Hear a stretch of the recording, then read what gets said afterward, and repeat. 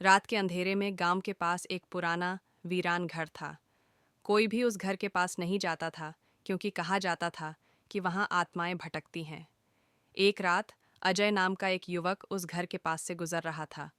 उसे लगा कि किसी ने उसका नाम पुकारा। उसने चारों ओर देखा, लेकिन अंधेरे में कुछ दिखाई नहीं दिया। वह घर के अंदर जाने की हिम्मत जुटाकर अंदर चला गया। घर के अंदर सब कुछ धूल से ढका हुआ था।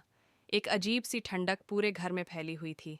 अचानक एक पुराने दर्पण के पास कुछ हरकत हुई। अजय ने देखा कि दर्पण में उसकी परछाई के अलावा और कुछ दिख रहा था। उसने ध्यान से देखा तो पाया कि दर्पण में एक महिला की परछाई भी थी। वह महिला धीरे धीरे उसकी ओर बढ़ने लगी। अजय का दिल तेजी से धड़कने लगा। वह भागने की कोशिश करने लगा, लेकिन उसके पैर जमीन से चिपक से गए। उसने जोर से चीखने की कोशिश की, लेकिन उसकी आवाज़ जैसे गायब हो गई थी। वह महिला अब उसके बिल्कुल पास आ चुकी थी। उसने धीरे से कहा, तुम्हें यहाँ नहीं होना चाहिए था। अचानक अजय ने खुद को घर के बाहर पाया।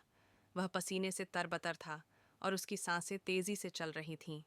उसने सोचा कि यह सब उसका वहम था, लेकिन जब उसने अपने हाथ पर एक गहरे निशान को देखा तो उसे समझ में आया कि जो भी हुआ था वह सच था।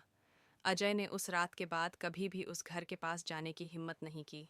गांव वालों के लिए वह घर अब भी एक रहस्य बना हुआ था, और कोई नहीं जानता था कि वहां वास्तव में क्या हुआ था। अगर कहानी अच्छी लगी तो लाइक या सब्सक्राइब करें।